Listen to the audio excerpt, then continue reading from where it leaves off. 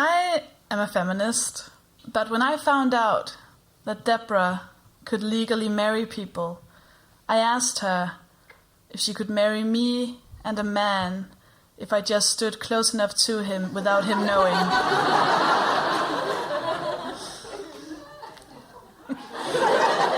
That isn't how it works.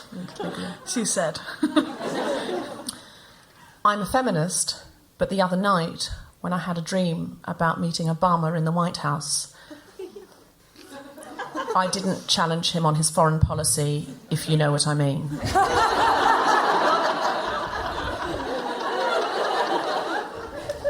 I don't think I know what you mean. I do. Is that a euphemism? Yes, because I made it one. Wouldn't challenge you on your foreign... Are you flirting with me? Maybe. I think so. You'd have Does it only work with Obama? I think it only works with the president or prime minister. I don't think you just say it to a guy in a pub. I wouldn't challenge you on your foreign policy, if you know what I mean. Yeah, that would be... That'd have to be in politics, I think. Okay, good to know. Good to know. I'm just learning a lot about your culture and... I am a feminist, and I wholeheartedly believe that every single one of my ex-boyfriends can date whoever he wants, and that every single woman on the planet are allowed to date every single one of my ex-boyfriends. But if I see a photo of them together, my first thought will be, who the fuck's that bitch?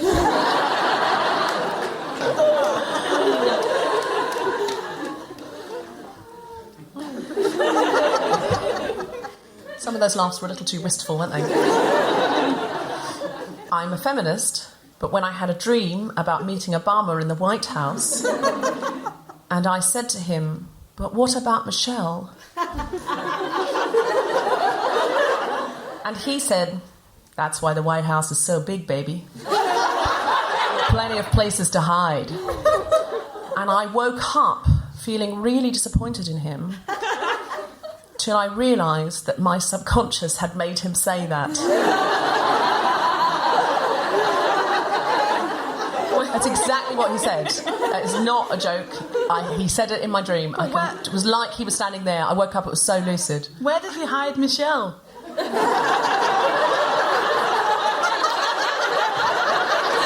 the curtain. He was hiding with me. He was basically saying, he was showing me around the White House and he was hitting on me in the dream. No, he wanted to hide with me to have sexual intercourse with me, Sophie. He's not hiding.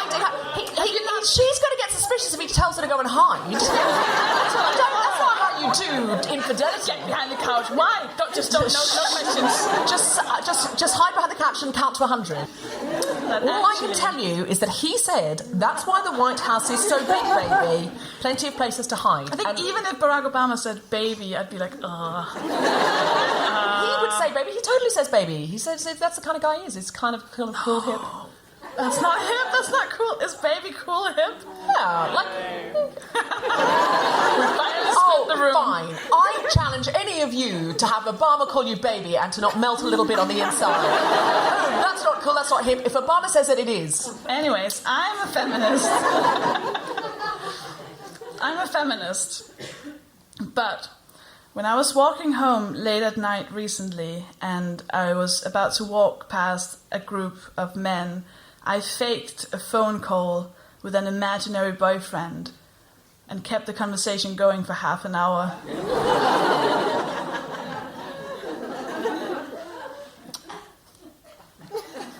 Don't pity me. No, I think it is a sort of feminist act because you're protecting yourself by using your wiles. No, but like even after I'd passed them. Then okay. I was like outside of my door going, no, you hang up. Stop it. Why? What are you wearing? Should I go? Oh, sorry, yeah. I'm a feminist, but when Michelle Obama warned me off her husband as a serial philanderer in the dream, I tried to listen to her and honour the sisterhood, but found that a man was more persuasive.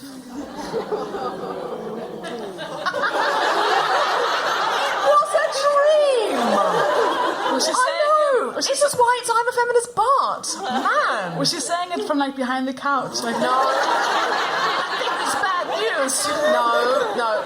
Listen, at this point in the dream, I'd said no and I pushed away. And then it was like I ran into her in this other part of the White House and she was sitting there having coffee and she was so not like she is in the press. She was so sort of jaded and she was basically saying, look, do what you want, but just so you know, this is what he's like. This is not, you're not special. But then I saw him again a little later in the dream and then he sort of just backed me up into a corner but it was just like really sexy. It's called the Oval Office. There's no corner. Are you rebuilding the White House in your dream? Live from King's Place in London, the Spontaneity Shop presents The Guilty Feminist with Sofie Hagen and Deborah Frances-White. And tonight's special guest, Holly Walsh, talking about self-deprecation. This is The Guilty Feminist, the podcast in which we explore our noble goals as 21st century feminists and the hypocrisies and insecurities which undermine them. I like that. I like that even in your dream you're kind of self-deprecating. Like even in your dream you have like Michelle going, listen. You're not special. You're not special. She did say that to me, but I didn't take it personally because I felt like I was special. And listen, Michelle, it's my dream. Yeah. They're letting me philander around the White House. Of course, I'm fucking special. It wasn't that lucid that I was able to tell her it was a dream. But I was ashamed when I bumped into her because I had been attracted to him. But I think she just knows, doesn't she, that every woman who talks to her husband and probably every gay man fancies him. I don't know if that's a generalisation you can make. I don't know. You're telling me you wouldn't do Obama? Oh, I've never said I wouldn't do Obama. Let's just get that on the record. I feel like some people are judging me. Well, if you're judging Deborah. Oh, just one man.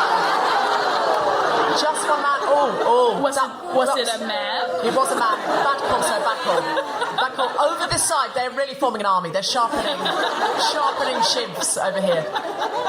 Why are you judging, Sarah, or are you just joking? I didn't mean to. It's just like, I haven't spoken for ages. Are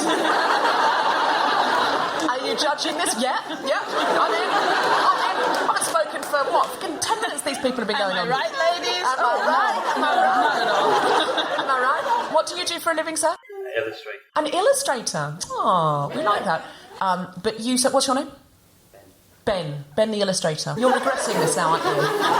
Ben is regretting including himself. And there's something that's quite delightful about that in a way.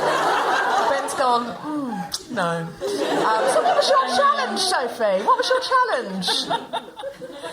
Self-deprecating, I mean, because I've been in therapy for a lot of years. Who knew? And so I kind of learned how to deal with that whole thing. So I've kind of, when I need to talk about myself and my abilities or looks or whatever, I kind of differentiate between like reality and then my feelings. So if I could say I feel like my show is really bad, and to me that means I do know it's just a feeling.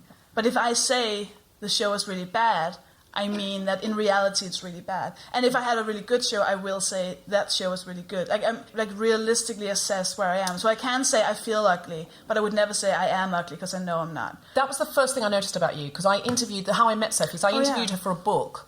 And all the British comedians that I was interviewing were all going, oh, well, I mean, I'm a comedian. I'm amazed you're interviewing me for this book, really. I mean, I'm just a little comedian who nobody's heard of. And, I mean, okay, I've played the odd stadium, but who hasn't? And Sofie was quite new then. It was a few years ago. Yeah. And she was just like, people are asking me why I'm not taking a solo show to Edinburgh this year. And I said, it's because I'm not ready. And she said, a British comedian was going, no, you're ready. Of course you should. She said, no, I'm not ready. When I'm ready, I'll take a solo show to Edinburgh. And she said, this other comedian said, well, I'm taking a show to Edinburgh, so you can. And she said, and I looked at him and said, well, maybe you shouldn't be. She said, I'm just being realistic. Neither of us should be taking shows to Edinburgh yet. Now, of course, Sofie went up the following year and won Best Newcomer, so she knew what the fuck she was talking about. Where is he now? I don't know who it was. But then she told me about another, it was a rap battle between Sofie and Jeff Leach, a comedian called Jeff Leach, who probably won't be a guest on The Guilty Feminist, it's fair to say. And you can see the video on my Facebook page, but don't tell him because he wanted it gone. You really should see it. He said it very damaged his career. It was really funny. And Sofie said that night, I could have crowd surfed out of that room. And I think a British comedian would not say, well, I'm not ready to go to Edinburgh, but I could have crowd surfed out of that room. They would have said, oh, I had a lucky night. And then they'd say, oh, I'm not quite sure it's all sort of much more woolly. And I thought that's what I found fascinating about you, was that you just went realistic on the table. Yeah, it's just kind of trying to be objective about it and kind of being able to assess yourself. And I believe reality is that every single person in the world is beautiful, so I'm not ugly.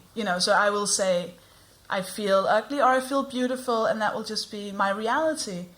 So I didn't really have... But then So this happened last night. I was out after a show, and we're just like a bunch of people from the show, and there's one of my friends who's a fat activist, and she's so cool. She's one of the coolest people I know. Another friend of mine, she's a female comic, and she's bloody amazing. She's one of the funniest women I know. Then there were two girls who were in a band. They were like a couple, and they were one of the best drummers in the UK, and the other one was a singer, and they were so cool. And then there was a man. And that's the most interesting thing about him. There's nothing, he had nothing. He spoke for an hour about nothing, just about himself. And we were all just, we were trying to speak or join in, and, the other women would come with little comments, funny, really, really funny comments. And he would just misunderstand the jokes and just kind of go, no, and then just keep talking. And that happened and I was just like, this is horrible. I'm with these interesting, amazing women, and then this prick is just taking 95% of the... And he didn't feel at all like that was weird. He just felt like, of course, I should be talking in this audience. So I thought, oh, this is really hard. I'm a social angst person. I don't feel like I can go, hey, listen, I'm going to take over the conversation. So what I did instead was, every time one of the women said something, just a tiny thing, trying to get into the conversation, I would look at them and keep eye contact and answer them, even though he'd already started to talk, trying to make it a conversation between me and her. And then the rest of the women started doing the same thing. So while he was still talking, we would be starting to have a conversation, and then the other woman would join in, and eventually we kind of drowned him out. And at one point we looked up and he was just gone. Oh! He just walked away angry that he didn't get 100% of the conversation. And I thought, maybe that's a thing you can do. Maybe that's a way of getting to say something when someone's taking over that much and feeling that entitled, looking around going, who's being spoken over now, and is that fair? I think including others is absolutely the most exciting and powerful thing you can do. I've started playing this game of who's not being included around a table, and just to start to bring them out, just ask questions, throw them questions. You just have to sort of keep gently including. And people do come round. You can include anybody. I mean, you've got to look out for signals if they really don't want to be included. Yeah, thank you for saying that. I'd hate it. I quite like just sitting and just... my psychologist said to me, if you feel invisible, it's directly dangerous to you. If you're ever in a situation where you feel invisible, get out. Because it goes all the way back to when you're a teeny tiny baby. The second the baby starts crying, it's a bit scared that the mom won't come, or the dad won't come and take care of it, because it knows it'll die if no one takes care of it. So if you see someone get spoken over in a social situation like I saw yesterday, we have to do something, especially if it's just some guy who was talking about trying to get on a reality show, and then this woman he met wasn't his type because she had a lot of makeup on, and he liked indie girls, and we all dated this guy. And that was an hour. Yeah. Anyways. So we need to include each other. I think that's the message. Yeah. Because sometimes we turn in on ourselves and we go, I feel nervous now, I can't speak. But it's so much easier to include someone else than it is to include yourself. To kind of go, oh, what were you saying? Sorry, Sandra, what were you saying? I didn't hear the end of that. Because Toby was talking over the top of it. You don't have to say that bit, it's obvious.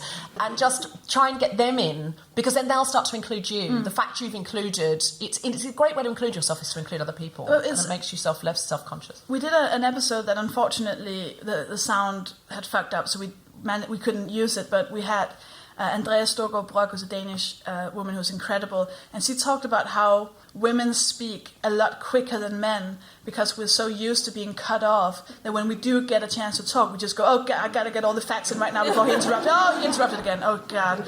And that men, if they hear... No, not just men. If anyone hears a woman talk at the exact same pace as a man, they will think that she's speaking slower Because we're used to us talking so quickly and men to just kind of take their time.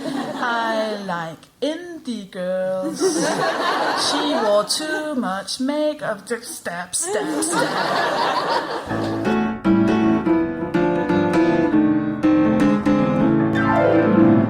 Please welcome to the stage, Deborah Frances-White.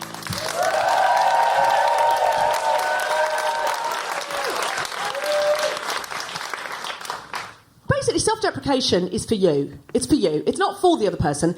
It's an expectation management system to say, hey, no need to tell me I'm crap, I already know.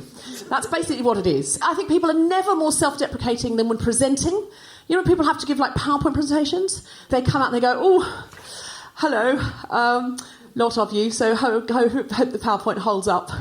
Oh, bear with us. Before anything has gone wrong. And people always say to me, when I'm doing presentations, what should I do with my hands? Like, hands are new for the presentation. Like, I've been given this slide deck and now these. I think you should ask what you would do without your hands at such short notice. I mean, that would be a worse situation, if anything. And no one ever asks me that in the pub. No one ever says, well, I've got a drink in this one, but this one just hangs. What do I do with my hands? In the pub, you don't feel like prey. When you're giving a presentation, you feel like prey. That's why. That's why you feel very self-deprecating. It's because audiences look a lot like predators. You look a lot like lions right now. Audiences sit and stare. And it's actually the lionesses that hunt. The lionesses hunt, and the lioness will see the gazelle, and the gazelle will see the lion, and the gazelle will go... like that small indecisive movements, and the lioness will get stiller. And the lionesses actually wait to see which is the twitchiest gazelle, because that's the easiest one to catch.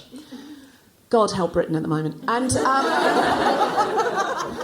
when the lionesses move, they move with purpose. You don't see lionesses going, shall I get this one or shall you? Well, no, we'll go together, that'd be lovely. No, I got the last one. No, it's yours, it's yours, it's yours, it's yours, it's yours, it's yours.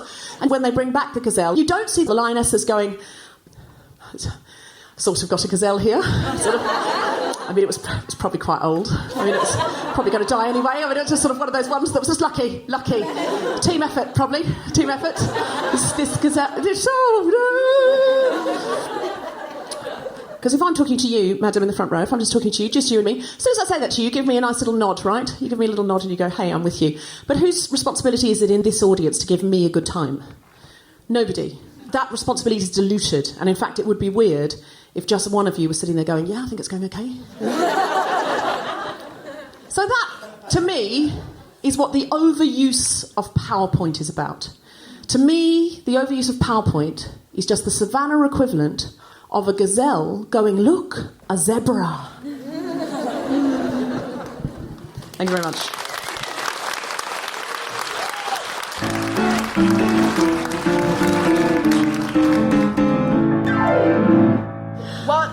What was your challenge?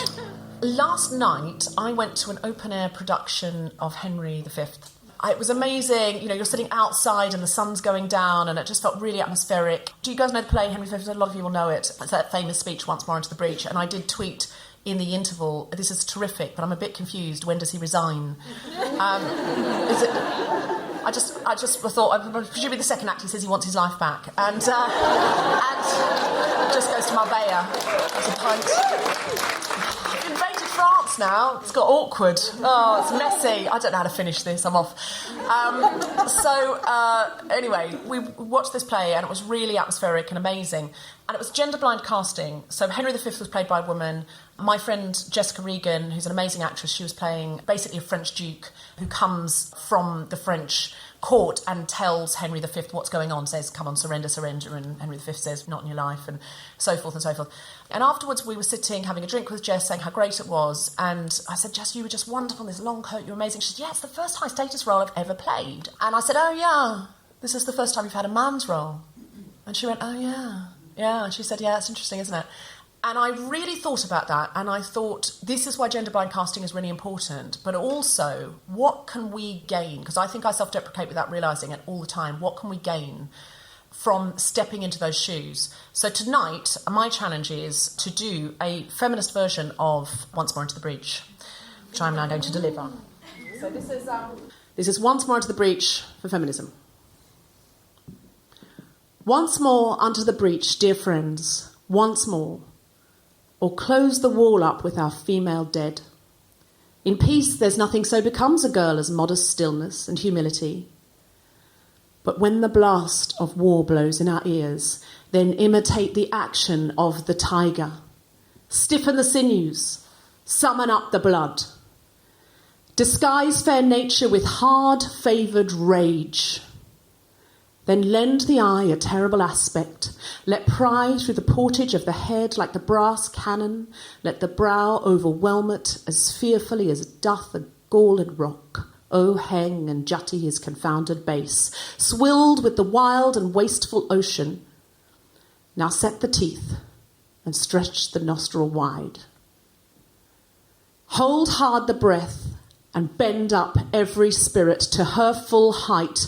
On, you noblest women, whose blood is fet from mothers of war-proof, mothers that, like so many suffragettes, have in these parts from morn till even fought, and sheathed their swords for lack of argument. Dishonour not your parents. Now attest that those whom you called mothers did beget you. Be copy now to dames of grosser blood, and teach them how to war. And you, good women, whose limbs were made in feminism, show us here the mettle of your pasture. Let us swear that you are worth your breeding, which I doubt not.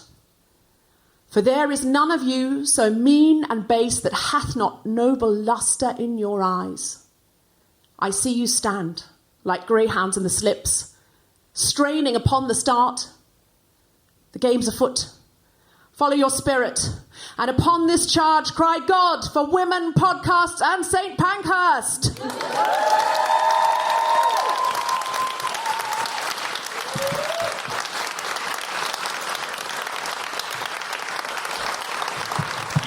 I have this overwhelming feeling of not having done my homework. Someone's reading Shakespeare. Well, I am actually going to ask you now to deconstruct that text. It feels really good. I think we should do more of it. I'm thinking we should do... No. I want to do a Guilty Feminist workshop where we all learn male speeches like that, and we just sort of start doing the I Have a Dream speech and, and just sort of learn to hold it. Because you can't go... kind of got a dream. Don't know if it's worth mentioning. It's about, I have a dream that one day children will be judged by the content of their character, not the colour of their skin, but something like that. It doesn't have to be exactly that. Probably, you've probably got some ideas as well about what the dream could be. You couldn't do that. They're fine with it. They're fine. Fuck that. I think we should do like an afternoon workshop where we as Guilty Feminists get together and do big speeches. Yeah, the problem is I can't that day. You can lead a different group. Oh, yeah. Bake. We're going to be baking? Yeah. We're getting baked for me.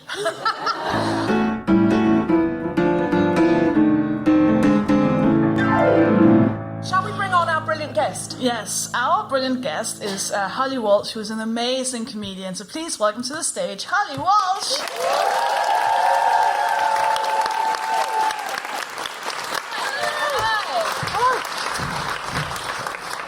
Hi.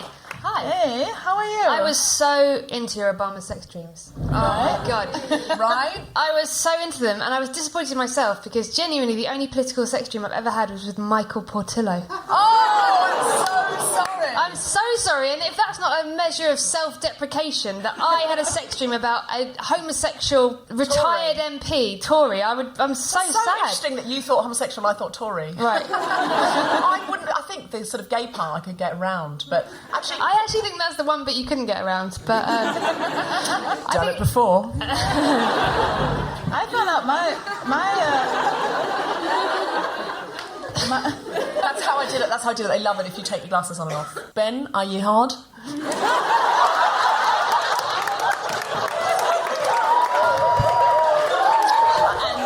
we just learned there is such a thing as too much confidence. I'm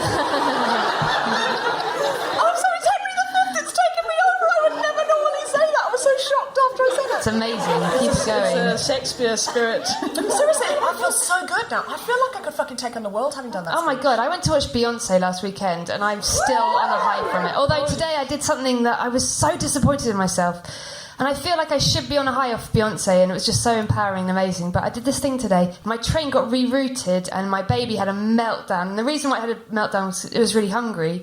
And I was like, I need to feed my baby. I need to, like, breastfeed my baby. What I should have done is got all Beyonce about it and gone, I'm really sorry. Well, actually, that's not Beyonce. She would be like, get up, bitch. I'm really sorry. Yeah, should have said to the person, I really need to breastfeed my child. Would you mind if I had your seat so I could breastfeed my child? Your child. That's not right.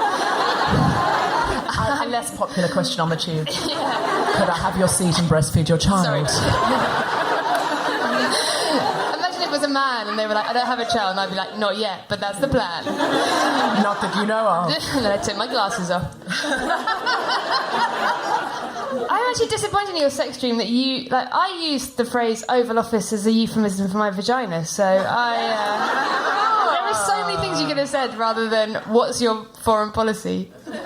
Yeah, I'm sorry, I'll rewrite it. Yeah, I really hope you have another sex dream and just say things like, yeah, but would you push the button? Well, that's good. No, but that wasn't in the sex dream. That was I'm a feminist, but as a good feminist in my dream, I think I should have challenged him on his foreign policy. No, but I think you could do that just before he came, and that would be actually a much better moment to get the truth. If that would change anything, we shouldn't be sleeping with Obama. We should go like Trump and Putin. Yeah.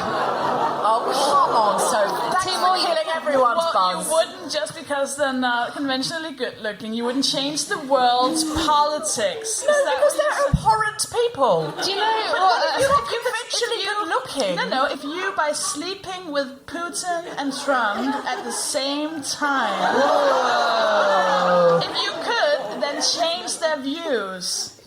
Would you not? Oh, that's a great question. It's a really tough subject. Yeah. Close your eyes. Close your eyes. Okay, close your eyes. Say, if you would have a threesome with Putin and Trump without the lights turned off. Oh! If that would change their politics. Say, what it'd have to be significant. No, all of them, they would now become like... liberal, now, if they gave them liberal politics, okay. Socialist politics. Okay, say if you would do that. Say if you wouldn't. Oh, you bastard. Okay, just the men. Okay, men. If you would have a threesome with Trump and Putin to change their politics and save the world, go, And if you wouldn't, go, Is it 50-50? Are you kidding me? Right. I think another, by the way, just for your sex dream, just a tip. Next time Barack Obama asks you, just say, I didn't know you were married. I mean, I'm not saying that's what you should do with all married men, but I just love the idea that there are certain people in the world who didn't know Barack Obama was married. I haven't Googled it. I feel I need to be more woke than that, though, for him to be turned on by me. I mean, I wasn't suggesting that you would be unconscious during this, if that's what you mean. No, I mean like that American woke. You know what Americans say? She's so woke. What does woke mean? It means sort of alive to issues. So if you're sort of alert on feminism and... I am not woke to woke. No, you're woke. You are woke, but you're not woke to woke. Yeah. Right, yeah. Yeah. I found out that my local MP is Chuka Umuna. Are you trying to start another sex dream going? That's a sex daydream. He's so beautiful. You could write to him. He's a horrible person. Is he? No, really? Is he? I mean, that ruined everything. So, what were you going to say? What happened with your pram? Oh, right. So, no. What happened was, so I should have said to the person, would you mind getting up so I can breastfeed my baby? I know everybody in this carriage hates me because my baby is crying, but I really need to do it. But what I actually ended up doing was sitting down on the floor and breastfeeding my kid, rather than ask anyone to move. And I felt so cross with myself afterwards. Like, on so many levels, I felt cross with myself. Like, that was absolutely a fair enough thing to ask someone would have You'd thought, but that's what I was doing. I was preying on the British awkwardness that a woman gets her tits out and they'd think, we need to do something about this. But I didn't do that. And I just formed a ring around you with their bags. Exactly. And so let me see. Exactly. I can't believe they didn't get it. I mean, I'm more appalled by the people than by you. But, Right. but when you came in, you said you'd lost half a pram. Oh, and then I dropped my pram underneath the train. But that's another story. But the baby wasn't in it, it's fine. I would be heartless to turn up to a podcast tonight if that had happened. If the baby had been in it, we wouldn't have had you. No, I'm a professional woman and I won't let my child get in the way of my job.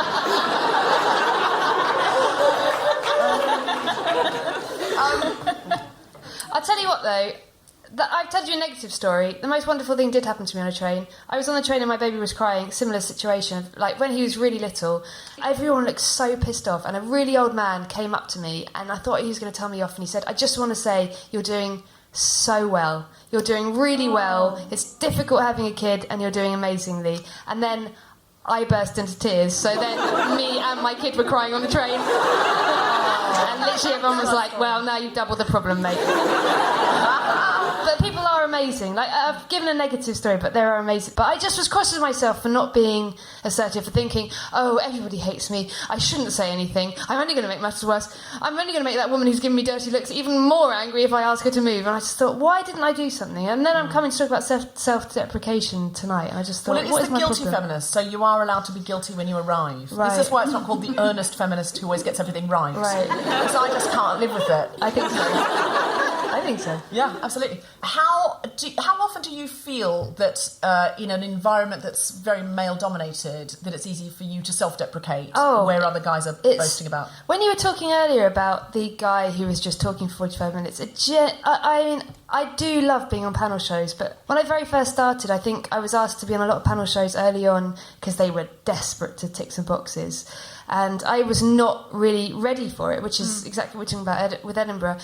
And I think for a good few years I sat on panel shows and this was my main contribution. That's like what... I think that's like... I've got to... Like, that was... If you just singled out my mic, that was what I said for an entire half an hour. That was it. And it's so annoying, because you just think, if I could somehow carve myself a little bit of space, like, my jokes weren't that bad, and I had something to say, and I felt that... And actually, to be fair, some panel show hosts are brilliant, and they really, like, give you space. I did QI recently, and Sally Toksvik was on, and I think she's just phenomenal, but she really gave everyone, male and female, space to say what they needed to say, and that's a sign of an amazing host. And I think... If the head of the Women's Equality Party can't give you space on a panel show, though, then where are we?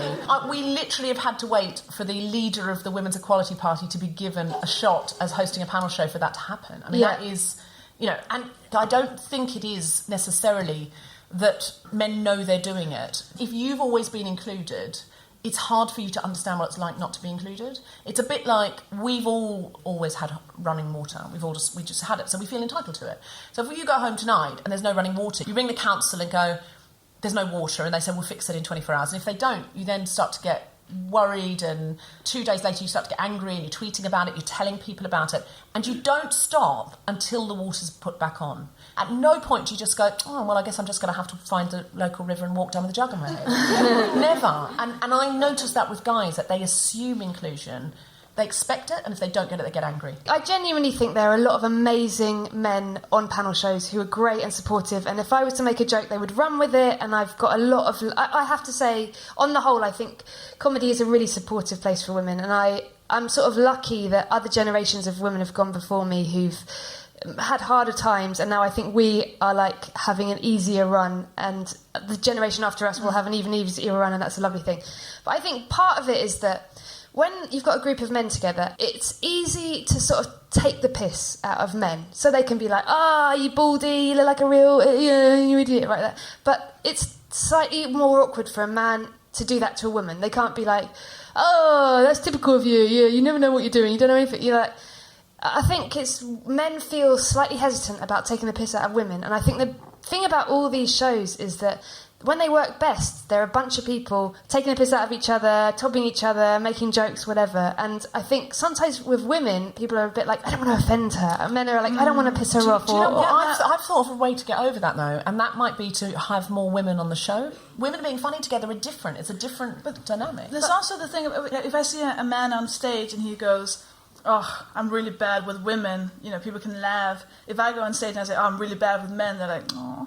Yeah, I think there's a bit of that. I think if a man is self-deprecating, it's sort of charming. Yeah. And I think if a woman is self-deprecating, you're a bit like, oh, get over it, love. Come on. And I think that's definitely an issue that we all have, is that when I hear... okay, so I was talking to my friend about this a few days ago, and we were talking about Theresa May and her press conference that she did recently about running for Conservative leader, and my friend said, I felt awkward watching her, because she came out and she sort of... they were like passing the microwave, yeah. She was doing it in a student digs, it was weird, but... passing the microphone, she was like, oh, sorry, thank you. Thanks, you know, and then got on stage. She wasn't like, okay... I'm so happy to be running for this. The first thing she was like, I just want to say a big thank you to everyone for coming, and to the man who introduced me. Thank you so much. So, I just want everyone to like me, and I'm absolutely not an asshole, and let's just go with this. And I think it's quite a British thing, as well as being a feminine thing. I think it's a very British thing, is it in Australia and Denmark, is it, are women more self-deprecating? No, I think I can feel that it's definitely more a British thing. It's a bit less in Denmark. But then again, Denmark is also, in a lot of ways, very sexist. There's a lot of sexism still going on. And feminism is like a bad word. If you call someone a feminist, you're calling them like a bad word. So I don't know if that has anything to do with each other, but like the women in Danish movies and series are quite like tough. But I think it's funny the way we say... Because I've done run-throughs for a panel show where I had to be really mean, because that was part of the concept. But in order for me to be mean in like a jokey way, I have to be really soft and kind of like little girly kind of, because otherwise people get a bit angry because I seem very, very mean. So I was saying these jokes which were like really tight, really good, really strong, but I had to deliver them in kind of this way, because...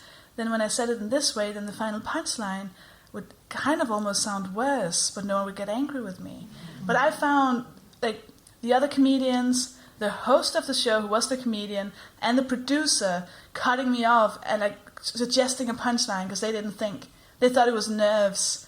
And they're like, oh shit, she's being weak and she's being soft. I think it depends on your personality what the audience will take. But gender definitely plays a part. It's about what we see as strength and weakness. So instead of it being like the aggressive, tough way is the cool, assertive way, maybe it's also about just shifting it and making the whole environment a bit open to different ways of asserting yourself. I agree with that. I think homogenised comedy where everyone's got to come out and go bang, bang, bang, bang, bang. I have to say though, to be sort of slightly devil's advocate about it, but I love panel shows and I love doing them, and I've found that the more I've done them, the more I've enjoyed them. And so I'm not sure that the whole like they are intrinsically male is true. I think that if you can find your own voice to do it, just do that. I think more and more people are accepting of that, and I think we shouldn't, as women, look at panel shows and go, oh, but they are for loud men who are going to override everything. I think we should be like, well, I'll have a go, do what I'm going to do. Yeah, just think, do it. I think all these things that people tell you, like, this is a really male thing, just go like, I'm going to have a go at that and see if I can do it. I need to be honest, Holly, the reason I'm not doing panel shows is not because I don't want to have a go in case I get it wrong. It's because I'm not being asked. Right. So similar to you and Barack Obama. It's a lot like me and Obama. It's so like me and Obama. Do we have any questions from the audience? There's one there. Hi. My question is that with women being self-deprecating, do you think part of it's because men feel threatened by a woman who's not self-deprecating?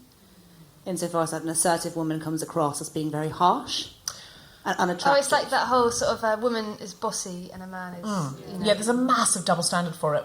My answer to that is to keep your status high, but to raise the status of the people around you, because there's a lot of role models in business and politics, which is my status is high and I'm going to lower yours and mow people down. And that's, yes, it's true. If a man does that, he's assertive. If a woman does that, she's aggressive. There's a horrible double standard. But the most powerful people who are above those role models, dare I say it, Obama, and, you know, Bill Clinton, Oprah Winfrey, you know, what they are doing is saying, my status is high, my world's a wonderful place to be, you seem interesting, tell me more about you.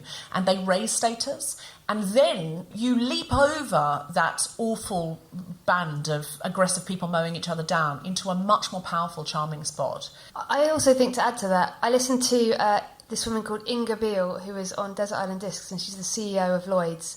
And she said a really interesting thing. She said that a guy was coming for a meeting with her, and that he referred to the people who she'd hired, and she'd only hired women. Because basically what she'd done is hired loads of people like herself and gone, wow, she needs a leg up. That's a brilliant thing to do. I'll give her an opportunity. And I just think her point was, don't just hire women because they're like you and you think they need an opportunity, because that's exactly what the sort of old boys network is like. Hire anyone who you think is brilliant, whether it be man or woman. I mean, I've done it. If there's been a guy and I've been a bit drunk, I've pouted. I'm like, Is that a self-deprecating act? I dropped my handkerchief. I'm so helpless. Do you want to make out? Do you only hit on Victorian men? I just have a lot of handkerchiefs and they keep falling out of my pocket. No, but I think there are some men who don't like that. I have met my share of men who are like, I will save you, you poor little thing. And I've met loads of men the other way around who just really likes women who are powerful and assertive and strong, and they're better. I do think you're right, though. I think I often get told, we've got one person who you need to work with because she's just a bit too aggressive, and we've got a man we want you to work with because he's just not really assertive enough. And I go, well, you've got one assertive one and one unassertive one. What's the problem? And the problem is they don't conform to gender stereotypes. It's not what we're expecting. That is all that it is. So we need, as women, I think, to start to include ourselves, to understand that inclusion is like running water. And we need to start to expect it, to turn up to the table like, yeah, I am going to be included. Include yourself and then include other women. Or anyone who's not getting their voice heard. Yes. How can I include them? How can I give them the opportunity? Do we have time for another question? No, we don't. Yeah, we do. Yeah. Oh my God. I just thought it was interesting that you were saying that you have to change the delivery of your jokes sometimes because you're a woman and it needs to land in a different way because you're a woman. And then what you were saying about Theresa May and the way she started her speech. And I wondered, as we all know, and I'm not a fan in case anyone's wondering, but as we all know, she is known as a very extremely assertive, powerful woman. Maybe she was adapting the way she opens her speech to become more acceptable as a female politician, because the first thing you read in the news is that she is cold-hearted, she's an ice queen, she's not friendly, which are all descriptions that you would never hear associated with a male politician. So true. Was it before or after, can I ask, that Ken Clarke was caught on camera saying that she was a bloody difficult woman? That's not the worst thing that he said about anyone. In fact, I think she came out the best out of those comments. Yeah, and to be called a bloody difficult woman when you're a politician is actually quite a compliment, I think. Just bloody difficult at anything. She's politics and her whatever she stands for aside. I think that she, I admire her for being a woman in politics who's able to get shit done. That's an admirable thing in and of itself. And you maybe could say that about Margaret Thatcher, but this is politics aside. They both probably had issues. It's quite interesting to if that's a way of doing it. When you see a woman make herself a bit smaller, that could actually just be really clever PR, which is kind of cool in some way. I don't think it's... if you know exactly what you're doing. Do you think she was doing it? What was the question more? Is she doing it to soften the edges, or is she doing it? Maybe just a suggestion that could have been the thing. Because it could absolutely be media training where they've gone, you've got a bit of a reputation as a bloody difficult woman, you want everyone to like you, so go out and be a bit like this. And I just think it's the wrong advice. What story are we telling? But when your man Gove comes out and goes, whatever charisma is, I don't have it, and you're like, he is, the way he said it, I am not a confident man. Yeah. But that's the thing, is what he said is basically what I took from that is charisma isn't worth having. Look, the last guy was charismatic, now we're in a mess. Fuck charisma, you want me. But you also have to, sometimes you have to do something to get to a position where you can be yourself. I would never ever have been where I am in comedy if I hadn't started out doing, in Denmark, doing horrifically sexist jokes, being one of the guys, because that was the only way they would give me spots and help me to become now, where I've just kind of turned my back on them and gone, now I'm a feminist, suck it. So mean, if she has to do that in order to be elected, But it's just, I think the point is it's just annoying and sad. Yeah, it's annoying. I don't think that gets you elected. I think- really don't. And not that I want her elected because I don't like her policies. Because I feel like now we're her campaign team. Going, she's just not going to get elected like this, guys. We've got to do something about Theresa May. But I am so going to have a sex dream about Theresa May tonight.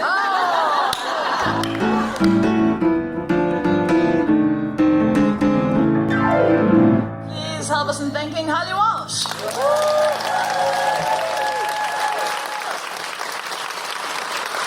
do you have anything to plug, Holly? I run a club in South London called Happy Mondays surprisingly on a Monday night, and it is really fun. And please come to that if you are in or around New Cross. That would be awesome. Thank you. Amazing. Do you have anything to plug, Sofie Hagen? I have a new show called Shimmer Shatter. If you go to my website, sofiehagen.com, you can find info about that. It's about how I'm not that assertive. No, I'd love for you to see it. And I also have a newsletter, sofiehagen.com/newsletter, where I tell all the secrets that you don't want to hear. Because it's too much information. Do you do sex dreams? I will now. I have to plug my Radio 4 show, Deborah Frances-White Rolls the Dice. Look out for that in September, October, and it's recording in August. And also my other podcast, which is called Global Pillage. If you could listen to that, globalpillage.net. It just got on new and noteworthy today on iTunes, so if you could go and review it, that would be really nice. And that will, keep that particular space, which is very, very, very female-friendly and also inclusive to other people that often aren't included. It would really help me out and help society out. But before you do that, go to iTunes and review this podcast that you're listening to, that I'm in. Rate and subscribe and give it a 5 Are you flirting stars. with a homosexual? Is that what that was? I'm not, but for the listeners at home, I did put my glasses on because I was getting ready to say, or as many stars as you think it's worth. But I'm happy that you interrupted her there. Thank you, Holly. sorry. Give us Do 5 it again. stars on iTunes. Also, can you come to our live shows again, please? Because you're a wonderful audience and we loved you. You have been listening to The Guilty Feminist with Sofie Hagen, me, Deborah Frances-White, and our special guest, Holly Walsh. Music was by Mark Hodge. The producer was Tom Selinsky for The Spontaneity Shop. Thanks to Zoe Meta and everyone at King's Pace, as well as all of you, for listening. For more information about this and other episodes, visit guiltyfeminist.com.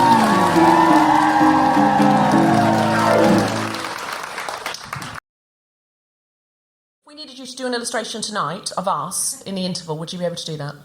Oh, we like you, Ben. Okay, so in the interval, Ben's going to do an illustration of us.